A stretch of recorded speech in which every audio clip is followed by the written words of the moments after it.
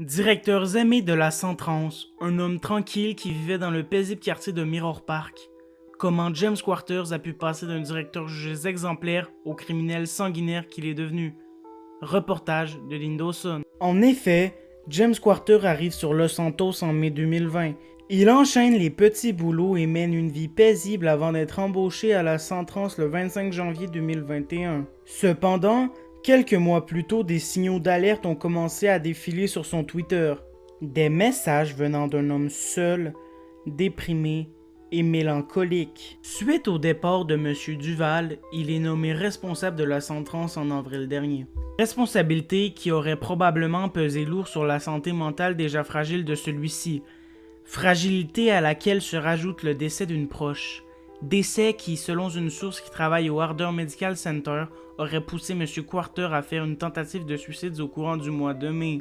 Un de ses anciens professeurs a accepté de se livrer à nos caméras. Je m'appelle Joaquim, je suis un ancien professeur de théâtre de Reims et c'est vrai que, à l'époque, pendant les cours, il était très discret, très timide. Pendant que les autres jouaient au ballon, lui, il était dans son coin. On se disait, ça va lui passer, il est jeune, mais jamais on n'aurait pensé qu'il essayerait de tuer quelqu'un. Malheureusement pour ses futures victimes, il ne reçoit pas régulièrement de consultations psychologiques et il aurait commencé à sombrer. Après une altercation avec une employée de workshop, il aurait commencé à tourner autour du garage et à suivre certains employés. C'est alors que le 23 juin, il commet l'irréparable. Il tire à 2 reprises sur la jeune employée de workshop. Heureusement pour la dame, elle est rapidement prise en charge par les pompiers et transportée au centre hospitalier le plus proche. Le côté bon garçon de M. Quarter aurait refait surface puisqu'il aurait, dans un premier rendez-vous avec les forces de l'ordre, confessé son crime. Mais pour une raison qui échappe à notre bureau d'enquête, il est relâché en attente d'un deuxième rendez-vous sans bracelet électronique.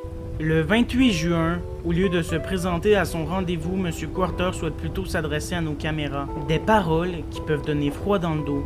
Nous recommandons aux âmes sensibles de sauter cet extrait. Du coup, bonjour tout le monde. Beaucoup me connaissent sous le nom de James Quarter, directeur à la Centrance, mais aujourd'hui, si je suis face à cette caméra, ce n'est pas pour parler d'un article sur des travaux routiers. C'est pour vous parler des précédents événements qui ont eu lieu dans cette ville de Los Santos et tout particulièrement sur ce tir qu'il y a eu sur cette dame travaillant chez Workshop. Donc je l'avoue, c'est moi qui ai tiré, clairement. C'est moi qui ai tiré sur cette dame sans spécialement y réfléchir auparavant. Et je pense que cette dame me cherche et je pense que cette dame va me trouver.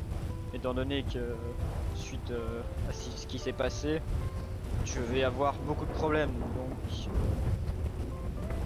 je l'assume, je vais pas en rester là et madame risque d'avoir de graves problèmes par la suite.